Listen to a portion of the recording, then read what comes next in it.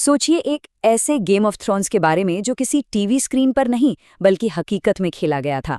हमारी आज़ादी से ठीक 1 साल पहले इस उपमहाद्वीप ने सत्ता का एक ऐसा खेल देखा जिसने सब कुछ बदल कर रख दिया। इस एक्सप्लेनर में हम उसी आखिरी साल के तथ्यों को समझने की कोशिश करेंगे। आखिर किन परिस्थितियों में आज़ादी मिली और क्यों ये देश हमेशा के लिए बंट गया। चलिए शुरू करते हैं। तो सबसे पहले जल्दी से देखते हैं हम किन अहम पड़ावों से गुजरने वाले हैं। शुरुआत करेंगे मंच की तैयारी से, फिर आएंगे 1946 के चुनाव, एक असफल समझौता, हिंसा का दौर और आखिर में फाइनल विभाजन योजना। पहला अध्याय, मंच की तैयारी, यानी किन कारणों से तय हुआ कि अब ब्रिटिश शासन की यहां से विदाई पक्की है। दरअसल 1946 आते आते हवा का रुख बिल्कुल बदल चुका था। अंग्रेजों का जाना तो तय था, बस कब और कैसे पर सवाल थे। 4 ऐसी चीजें हुई जिन्होंने ब्रिटिश सरकार की नींव हिला दी। पहला, 1942 का भारत छोड़ो आंदोलन, जिसने जनता को एकजुट करके सड़कों पर ला दिया। फिर 1944-45 के बीच इंडियन नेशनल आर्मी का संघर्ष और रेड फोर्ट ट्रायल्स, जिसके बारे में सुनकर पूरे देश में जोश भर गया। उसके बाद रॉयल नेवी में भारतीय सैनिकों की बगावत ने अंग्रेजों को डरा दिया कि अब फौज पर उनका जोर नहीं। और चौथी सबसे अहम बात, दूसरा विश्व युद्ध। इसने ब्रिटेन के खजाने को पूरी तरह खाली कर दिया था और वहां क्लेमेंट एटली की नई सरकार चुनकर आई, जिसने आज़ादी देने का तय कर लिया था। आगे बढ़ते हैं दूसरे अध्याय पर, 1946 के प्रांतीय चुनाव। यहीं से मुस्लिम लीग की ताकत का आकलन होता है। अब ये जो चुनाव थे ना, इनके नतीजे सच में चौंकाने वाले थे। एक तरफ कांग्रेस ने 11 में से 9 प्रांत जीते, एकदम क्लियर मेजॉरिटी। लेकिन कहानी में ट्विस्ट कहाँ आया? मुस्लिम लीग ने भले ही सिर्फ 2 प्रांत, बंगाल और सिंध जीते हों, पर उन्होंने धर्म के आधार पर रिजर्व्ड 87% सीटें अपने नाम कर लीं। इसका मतलब समझ रहे हैं हम? सरकार भले ही कांग्रेस की बनी, पर इस 87% वाले आंकड़े ने मोहम्मद अली जिन्ना को नेगोशिएशंस की टेबल पर एक बहुत बड़ी ताकत दे दी थी। और अगर हम जिन्ना के पॉलिटिकल सफर को देखें तो विचारों में बदलाव किसी हैरत से कम नहीं लगता। एक तरफ 1915 के जिन्ना थे, एकदम सेक्युलर, कांग्रेस के सदस्य, गांधी जी की तारीफ करने वाले और यहाँ तक कि धार्मिक पॉलिटिक्स के खिलाफ थे। इसीलिए उन्होंने खिलाफत मूवमेंट का भी विरोध किया था। लेकिन दूसरी तरफ 1940 के दशक तक आते आते पिक्चर बिल्कुल बदल चुकी थी। उन्होंने खुद को मुसलमानों का एक लौता प्रवक्ता घोषित कर दिया और एक अलग देश, पाकिस्तान की मांग शुरू कर दी। एक ही इंसान की विचारधारा में आए इस बड़े शिफ्ट ने ही विभाजन की मजबूत नींव रखी थी। आते हैं तीसरे अध्याय पर, एक असफल समझौता, यानी 1946 का कैबिनेट मिशन, जो शांति की आखिरी कोशिश थी। घटनाक्रम सच में बहुत तेजी से बदल रहा था। मार्च 1946 में कैबिनेट मिशन भारत आता है। मई 1946 में एक अखंड भारत यानी यूनाइटेड इंडिया का फ्रेमवर्क पेश किया जाता है। लेकिन देखते ही देखते जुलाई में एक प्रेस कॉन्फ्रेंस के बाद ये प्लान पूरी तरह बिखर कर टूट जाता है। आखिर इन चंद महीनों में ऐसा क्या हुआ? दरअसल कैबिनेट मिशन का प्लान एकदम क्लियर था। उन्होंने कहा, एक सेंट्रल गवर्नमेंट होगी जिसके पास सिर्फ रक्षा, संचार और विदेश मामले जैसे सीमित अधिकार होंगे, और पूरे देश को 3 प्रांतीय ग्रुप्स में बांटा जाएगा। सेक्शन ए हिंदू मेजॉरिटी क्षेत्रों के लिए और सेक्शन बी और सी मुस्लिम मेजॉरिटी के लिए। अब ध्यान देने वाली बात यह है कि जिन्ना ने शुरू में इस प्लान को हाँ कह दिया था, क्योंकि इसमें उन्हें प्रोविंसेस के लिए काफी ज्यादा ऑटोनॉमी मिल रही थी। तो फिर गड़बड़ कहाँ हुई? 10 जुलाई 1946 को पंडित नेहरू ने मीडिया के सामने एक बड़ा बयान दिया। उन्होंने कहा कि जरूरत पड़ने पर कांग्रेस इस प्लान में बदलाव कर सकती है। बस इस एक प्रेस कॉन्फ्रेंस ने पूरा पासा पलट दिया। जिन्ना को तुरंत ये डर लगने लगा कि कल को कांग्रेस मेजॉरिटी में होने का फायदा उठाकर आगे चलकर अपने फैसले थोप देगी।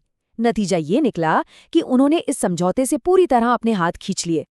और यहीं से शुरू होता है हमारा चौथा अध्याय, हिंसा की चिंगारी। अब राजनीति बंद कमरों से निकलकर सड़कों पर आने वाली थी। जुलाई 1946 में जिन्ना ने एक ऐसी घोषणा की जिसे सुनकर रोंगटे खड़े हो जाते हैं। उन्होंने कहा, India would either be divided और डिस्ट्रॉयड, यानी भारत या तो विभाजित होगा या पूरी तरह तबाह हो जाएगा। इसी के साथ उन्होंने डायरेक्ट एक्शन डे का ऐलान कर दिया। ये आने वाले ऐतिहासिक तूफान की सीधी आहट थी। ये 6000 का जो नंबर है ना, ये कोई आम आंकड़ा नहीं है। 16 अगस्त 1946 को जब डायरेक्ट एक्शन डे के दंगे शुरू हुए तो सिर्फ कैलकाटा शहर में, जी हाँ सिर्फ एक शहर में, लगभग 6000 लोग मारे गए। दस्तावेज बताते हैं कि उस वक्त कैलकाटा लाशों का शहर बन चुका था। और दर्दनाक बात यह है कि हिंसा की ये आग यहीं नहीं बुझी, बल्कि बाकी जगहों पर भी तेजी से फैलने लगी। अब ऐसे दर्दनाक और दंगे भरे माहौल में नेताओं की अप्रोच बिल्कुल अलग थी। एक तरफ थे गांधी जी, वो जमीनी स्तर पर शांति लाने के लिए नोआखाली गए और वहां 180 किलोमीटर नंगे पैर चले। उन्होंने गांव-गांव जाकर स्थानीय हिंदू और मुस्लिम नेताओं को एक साथ बिठाया ताकि गांव का भाईचारा बचा रहे। दूसरी तरफ नेहरू जी का व्यू एकदम पॉलिटिकल था। उन्हें लगता था कि गांधी जी का ये कदम सिर्फ इतने गहरे घावों पर थोड़ा सा मलहम लगाने जैसा है। उनका मानना था कि देश को एक व्यापक राजनीतिक प्लान की आवश्यकता है। अपने अपने नजरिए से दोनों ही एक बेहतर रास्ता तलाश रहे थे। आइए अब इस एक्सप्लेनर के आखिरी अध्याय की ओर चलते हैं। अंतिम विभाजन योजना, उपमहाद्वीप के बंटवारे की आखिरी घड़ियां। ब्रिटिश शासन के आखिरी कुछ महीने तो एकदम अफरा तफरी भरे थे। मार्च 1947 में लॉर्ड माउंटबेटन आखिरी वाइसरॉय बनकर आए। अप्रैल में गांधी जी ने जिन्ना को प्राइम मिनिस्टर बनाने का हैरत अंगेज प्रस्ताव रखा। मई आते आते नेहरू जी ने माउंटबेटन के बैल्कनाइजेशन प्लान को खारिज कर दिया और अंततः जून 1947 में आकर दो देशों वाली फाइनल योजना पर मुहर लग गई। इसे थोड़ा और करीब से समझते हैं। इस पूरी कहानी में शायद सबसे ज्यादा इमोशनल मोड़ यही था। अखंड भारत को बचाने की अपनी आखिरी और बेहद बेचैन कोशिश में महात्मा गांधी ने माउंटबेटन से कहा कि make Jinnah the prime minister. वो देश को एक रखने के लिए पूरी की पूरी सरकार जिन्ना के हवाले करने के लिए तैयार थे। सोचकर देखिए ये किस हद तक का कॉम्प्रोमाइज था। पर ये इतना आसान कहाँ था। इंटरिम सरकार में रोज के कड़वाहट भरे अनुभवों और लगातार फैलते दंगों को देखकर नेहरू और सरदार पटेल थक चुके थे। उन्होंने गांधी जी के इस आइडिया को सीधे तौर पर मना कर दिया। उनका कहना बड़ा साफ था कि एक इंसान की महत्वाकांक्षा के आगे हम इतने सारे लोगों के बलिदान को ऐसे ही नहीं भूल सकते। और इस ठोस इनकार के साथ ही यूनाइटेड इंडिया की आखिरी उम्मीद पर हमेशा के लिए पानी फिर गया। तो फिर अंतिम योजना आखिर बनी कैसे? पहले माउंटबेटन एक डिक्की बर्ड प्लान लाए। इसमें 559 रियासतों को विकल्प दिया गया कि वो चाहें तो आज़ाद रह सकती हैं। नेहरू इसे देखकर भड़क गए। उन्होंने तुरंत बोला कि ये तो देश का बैल्कनाइजेशन है, इससे देश के हजारों छोटे छोटे टुकड़े हो जाएंगे। इस तीखी बहस और असहमति के ठीक बाद वीपी मेनन ने सिर्फ महज 6 घंटे की कड़ी मेहनत में 2 नए देशों का फाइनल पार्टीशन प्लान ड्राफ्ट किया, जिसे सबने स्वीकार किया। सिर्फ 6 घंटे में इतने बड़े देश की तकदीर लिख दी गई। अब ये जो टेबल पर समझौते और पॉलिटिक्स हो रही थी, उससे थोड़ा दूर हटकर देखते हैं कि आम लोगों ने इसकी क्या कीमत चुकाई। आज़ादी का दुख दिल दहला देने वाला था।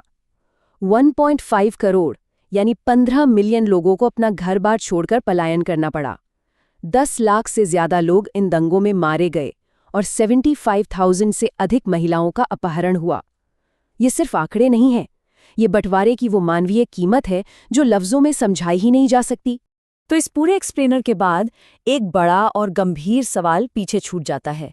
क्या इस उपमहाद्वीप का विभाजन आज़ादी पाने की ऐसी कीमत थी जिसे हर हाल में चुकाना ही था, या फिर ये पॉलिटिकल समझौते की सबसे बड़ी नाकामी थी? सत्ता के इस अजीब गेम ऑफ थ्रोन्स में हकीकत में कौन जीता और कौन हारा, ये सोचना बहुत जरूरी है, क्योंकि इतिहास के इन्हीं पन्नों ने हमारा आज तय किया है और शायद आगे का रास्ता भी यहीं से होकर गुजरता है।